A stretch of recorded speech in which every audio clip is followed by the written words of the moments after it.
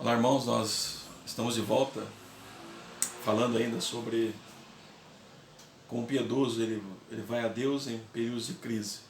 Naturalmente, o propósito aqui é de entender biblicamente como é que nós podemos também orar a Deus nesses períodos de crise, né? Entendendo a crise e então indo também ao Senhor Deus. Então, sempre lembrando os irmãos aqui, peço para que os irmãos se inscrevam, aqueles que não são inscritos, né? Encaminhe esses vídeos para outros. Também o propósito nosso é de divulgar o Evangelho e trazer as pessoas à reflexão e aos pés de Cristo, e também fortalecer a igreja e animar os irmãos nesses momentos difíceis. Então nós vamos continuar aqui em Lamentações, capítulo 5, a partir do verso de número 10 agora.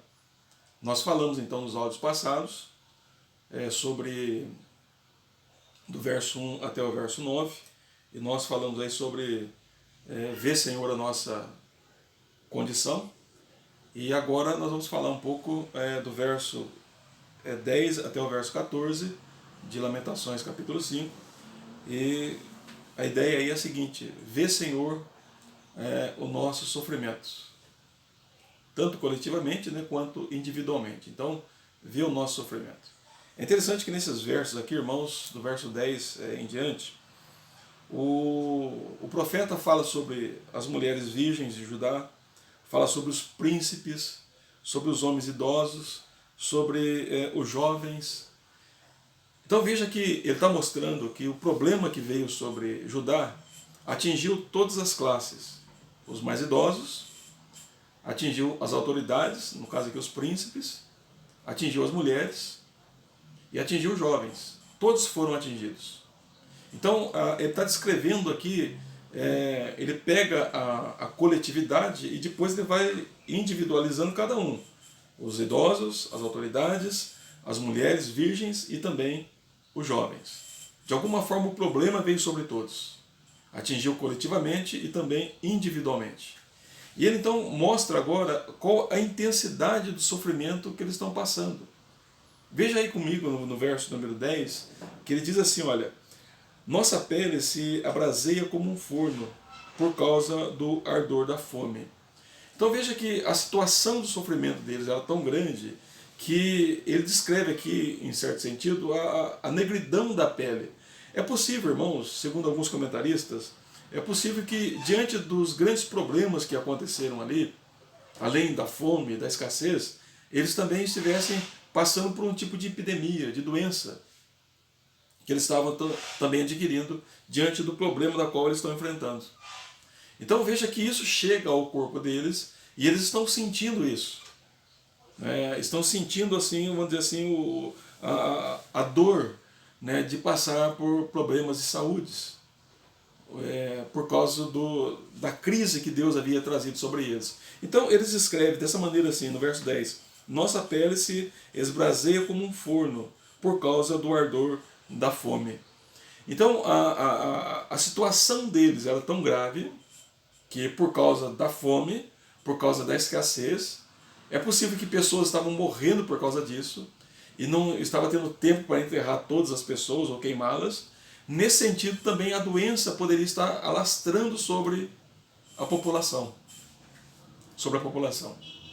Então não havia mais um cuidado ali, né, com a alimentação, não havia um cuidado ali mais com a proteção do povo, de tal maneira que também eles estavam sendo assolados pela doença, pela fome, pela escassez. E no verso número 11 ele fala assim: forçaram as mulheres em Sião, as virgens nas cidades de Judá. Então ele diz aqui que as mulheres foram violadas. É possível que eles estão falando aqui que de fato mesmo foram violentadas. Elas estavam sofrendo violências, assim, a semelhança dos homens. Então, além de ter o problema das doenças que estavam atingindo o povo por causa da escassez, também eles estavam sofrendo violência, no caso aqui das mulheres. Só para os irmãos entenderem como é que estava a situação do povo. Então aqui, o que o profeta está fazendo? Descrevendo o sofrimento do povo. A escassez de alimento, problemas de doenças, possivelmente, que fazia com que a pele deles ficasse negra. E além disso, eles também, as mulheres, estavam sofrendo violência, sendo agredidas à semelhança dos homens. Aí no verso 12 ele diz: os príncipes foram mortos por eles, ou os príncipes foram por eles enforcados. Então, os príncipes aqui são as autoridades. E eles são possivelmente os líderes, né, das tribos, ou os líderes dos grupos. Né? Então, esses homens também foram enforcados por eles. É possível, irmãos, que o que tem acontecido é o seguinte: quando Jeremias ele profetiza que Deus estava levantando a Babilônia para vir contra Judá, Jeremias também orienta o povo a não resistir à Babilônia. Ele estava dizendo assim: entreguem a Babilônia, porque lutar contra a Babilônia é a mesma coisa que lutar contra Deus. É possível que no meio do povo havia aqueles líderes também que eram rebeldes, à semelhança do rei, que não ouviu o que Jeremias havia dito, até considerou Jeremias como um traidor da pátria, né, perseguindo ele, prendendo-o por causa disso. Eles não consideraram a voz do profeta, até porque a voz do profeta era a voz de Deus, e por não dar ouvidos à voz do Senhor, é possível que eles tenham se rebelado contra Nabucodonosor. E o que acontece aqui? Foram mortos, enforcados. Porque eles estavam praticamente, se rebelar contra Nabucodonosor seria a mesma coisa que lutar contra Deus. Então, essa era a situação deles. Então ele diz aí: os nossos príncipes foram enforcados. As faces dos velhos não foram reverenciadas. Até as pessoas idosas não receberam um tratamento tão bom assim. É natural que naquele período uma pessoa idosa era muito respeitada, era muito considerada, era um ancião. E mesmo assim eles não receberam o tratamento devido, porque estavam sendo desrespeitados. Então veja que a situação aqui pegou todo mundo. Pegou os homens, pegou as mulheres, pegou os idosos, pegou as autoridades, pegou jovens. Não ficou ninguém sem que recebesse também o respaldo aí, ou melhor, sem que recebesse parte da sentença que Deus havia lançado sobre o povo, parte da maldição, do castigo que Deus trouxe sobre o povo. Como diz alguém, respingou em todo mundo, em todas as classes, em todas as classes. Tão grave era a situação do povo. Mas eu quero chamar a atenção dos irmãos que o profeta está falando isso para Deus. O profeta está descrevendo o sofrimento deles, coletivamente e individualmente, para Deus. Ele não está escondendo isso de Deus. E ele também não está culpando Deus por isso. Mas é possível que na mente do profeta ele estava entendendo que Deus era justo. Mas embora ele fosse um homem que fazia parte daquele povo, ele se entristece profundamente pela a condição, pela situação e pelo sofrimento que Deus havia colocado o povo por causa do pecado deles. Mas há um outro ponto, irmãos, que a Bíblia nos ajuda. A Bíblia nos ensina a odiar o pecado dessa maneira. Quando você vê o sofrimento que o pecado traz sobre nós, naturalmente uma pessoa cristã, uma pessoa que foi convertida por Deus, ela abandona os seus pecados. Porque ela sabe que o pecado traz sofrimento. O pecado traz tristeza, traz desgraça, traz a ira de Deus sobre nós. Veja o que aconteceu lá no dilúvio. Veja o que aconteceu com Sodoma e Gomorra. Veja o que aconteceu com Acã quando ele pecou contra Deus. Veja o que aconteceu com Israel quando eles desobedeceram a Deus e Deus levou-os para o cativeiro, como está acontecendo aqui agora. E veja o que vai acontecer no futuro, meus irmãos. Porque Deus trará juízo sobre a terra. O pecado é tão grave que leva pessoas para a condenação eterna. Um sofrimento que elas jamais irão sair dali. Sem ter um segundo de descanso. Sem ter um segundo de alívio. Não há esperança na condenação eterna. Então veja que a Bíblia, quando ela descreve esses fatos, ela nos ensina a ter medo do pecado e a ter ódio e nojo do pecado. E nos afastarmos dele. Por quê? Porque o pecado traz a ira de Deus. É pecar contra Deus. Contra a santidade do Senhor. Então, o sofrimento que Jeremias escreve aqui é o sofrimento que o povo estava passando, e todos eles, No verso de número 13 ele fala assim: os jovens levaram amor, os meninos tropeçaram debaixo das cargas de lenha. Observe que os jovens também foram submetidos a um trabalho escravo. Eles tinham que trabalhar também. Agora eu chamo a atenção dos irmãos porque, só vou criar um quadro aqui. Imagine você, um jovem que carrega uma carroça, daquelas carroças de boi, né, grandes, de lenha, cheia de lenha. Imagine que na caminhada para onde eles têm que levar essa lenha, um deles tropeça e cai debaixo da roda daquela carroça. Não pense vocês que os líderes ali, aqueles que estavam escravizando eles, mandavam parar, não. A carroça passava por cima e matava eles. Eles morriam debaixo de trabalho escravo. Tanto foi o sofrimento que veio sobre eles. Então fala que os jovens também estavam morrendo diante de tão grande sofrimento que Deus trouxe sobre esse povo, por causa da quebra da aliança. Eu quero chamar a atenção dos irmãos para um outro detalhe. Não é que Deus fez isso aqui imediatamente, viu? Deus, ao longo da história do reino do povo, os irmãos podem ler lá no livro de Reis, no livro de Samuel, né, no livro das Crônicas, os irmãos vão perceber até nos profetas, Deus sempre mandou o profeta avisando o povo, exortando o povo, orientando o povo. A paciência de Deus, a longanimidade de Deus é grande, mas ela tem um fim com relação a pecados.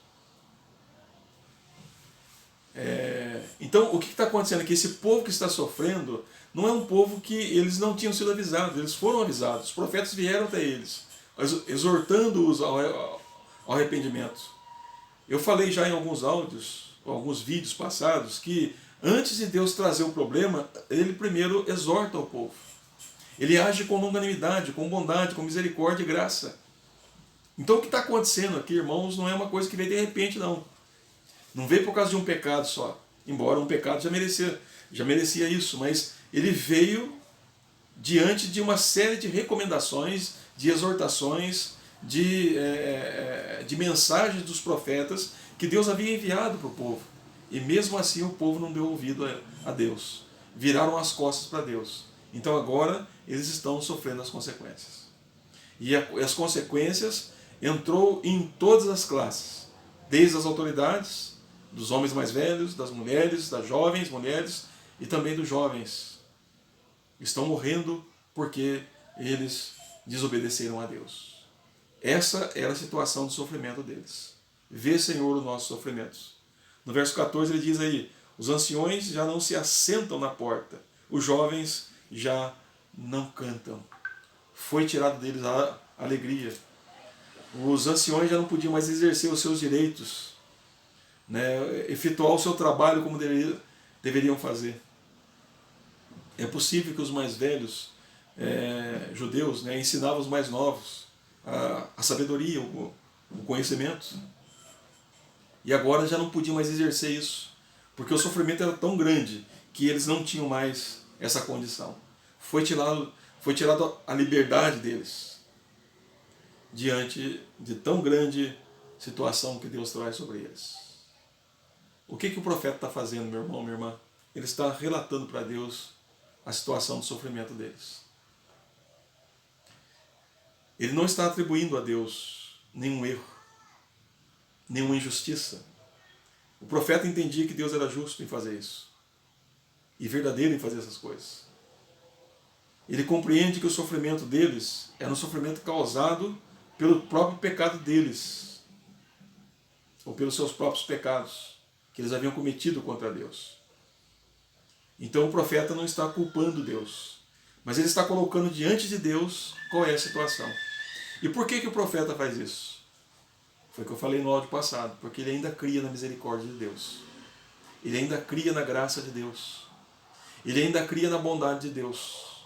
Porque se Deus trouxe o sofrimento, Deus também pode trazer o alívio. Deus também pode trazer o alívio.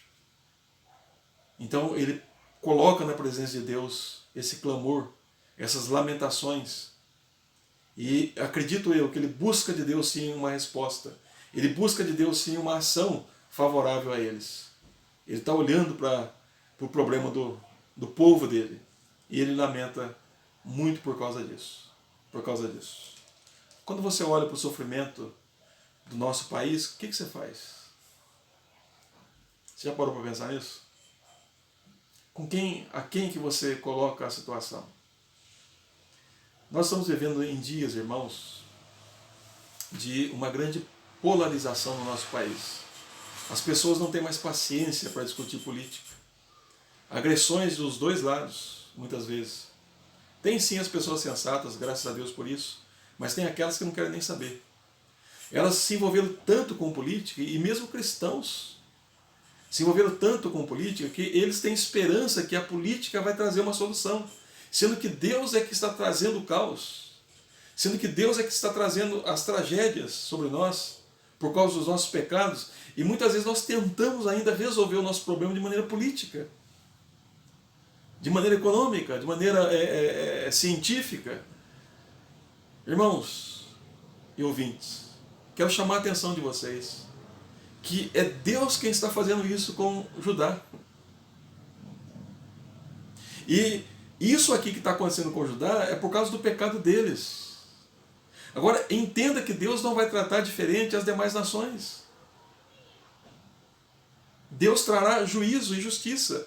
Mas quem é que pode resolver o nosso problema? Somente Deus. Então, em quem que nós devemos ir? Em Deus. E colocar diante de Deus o que está acontecendo. Mas eu quero perguntar para você que quando você olha para esse problema, o que você vê? Como é que você reage diante disso? Aqui está um homem piedoso, chorando, lamentando diante do Senhor, diante da desgraça que acontece com cada pessoa do povo dele. Era assim que nós deveríamos estar agindo hoje, na presença de Deus.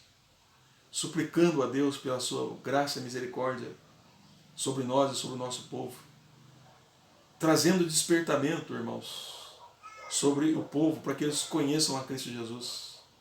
Como é que você clama a Deus diante das tragédias? Verso 1 a 9, ele detalha a condição deles. Verso 10 a 14, o profeta está falando de Deus, para Deus, a intensidade do sofrimento deles. Por que ele faz isso? Porque ele crê que somente Deus, o Deus que trouxe sofrimento, é o Deus que pode trazer também alívio. Alívio. E nós oramos a Deus, não só por nós, mas oramos a Deus também pelos nossos vizinhos, pelos nossos amigos, pela nossa nação, porque a nossa nação pertence a Deus. E suplicando a Deus que da mesma forma que Ele trouxe juízo sobre nós, Ele também traga alívio e misericórdia sobre a nossa vida. Eu quero dizer para os irmãos, e farei isso repetidamente, e dizer o seguinte: irmãos, vamos olhar para essa crise da seguinte maneira. Deus está sim punindo o pecado do povo. Agora, eu quero que você entenda isso, Deus agindo por causa do pecado. A humanidade quebrou a aliança e por isso vai sofrer as consequências da aliança, as maldições. Então Deus está punindo sim o pecado. Mas creio também que Deus está agindo e chamando pessoas ao arrependimento. Se você é alguém ainda que não conhece a Cristo, se você é alguém ainda que não se arrependeu dos seus pecados, abandone os seus pecados. Porque é isso aqui que o pecado faz. Ele traz sofrimento, ele traz tristeza, ele traz dor sobre a nossa vida. E volte a Deus, clamando a Deus por perdão, por misericórdia, por graça em Cristo Jesus. Clamemos por isso. E você que é crente, entenda isso. Nós somos o povo sacerdotal de Deus. Deus nos colocou aqui para interceder por este mundo, para clamar a Ele por este mundo, para que o seu evangelho seja pregado poderosamente, para que pessoas venham à conversão. Mas entendam isso, a única solução para o mundo é o evangelho de Cristo Jesus. A única solução para o mundo é Cristo. Se as pessoas não voltarem para Cristo, elas vão continuar debaixo da ira de Deus. Jesus disse isso: quem crê em mim tem a vida eterna, mas quem não crê já está condenado. E essa pessoa permanece debaixo da ira de Deus, mas como é que ele pode sair de lá? Somente por meio de Cristo Jesus. Um piedoso clama por isso. Ele põe os detalhes na presença de Deus, mas crendo que Deus é poderoso para fazer isso, para resolver o problema. Então, irmãos, é tempo de clamor, é tempo de proclamar as verdades do Evangelho. O pecado traz sofrimento, o pecado traz tragédia, o pecado traz desgraça sobre a vida. E é isso que nós estamos passando hoje no nosso país. E entenda uma coisa, irmãos, se não houver arrependimento, as coisas podem piorar para nós, para todo o país. E todos vão sentir. Todos vão sentir. Então não vamos entender isso apenas só que Deus está proibindo de você ir para a igreja, não. Talvez tem pessoas que estão ansiosas para ir à igreja. Não, isso é verdadeiro, é bom, mas veja um pouco mais longe das quatro paredes. Talvez Deus tirou a igreja das quatro paredes para a igreja ver melhor o que está acontecendo. Olha, não é aí dentro que eu quero vocês, é lá fora, pregando a mensagem do Evangelho, a mensagem de arrependimento. Arrependei-vos porque é chegado o reino de Deus. Entenda claramente isso. É possível que Deus tire a gente das quatro paredes, daquele lugar bem gostoso que a gente fica ali todo domingo, não é verdade? Um lugar confortável. Tira nós desse lugar para a gente poder olhar melhor o mundo. Olha lá fora. Por que está acontecendo isso? Por que eu estou fazendo isso? Porque as pessoas estão em pecado contra mim. A solução, meu irmão, minha irmã, é o Evangelho. E um piedoso clama a Deus profundamente, suplicando por isso. Suplicando por isso. Deus abençoe os irmãos. Deus fortaleça os irmãos. Nós voltaremos num próximo áudio, no próximo vídeo, falando um pouco mais de lamentações e como um piedoso ora a Deus em épocas de crise. Deus abençoe os irmãos.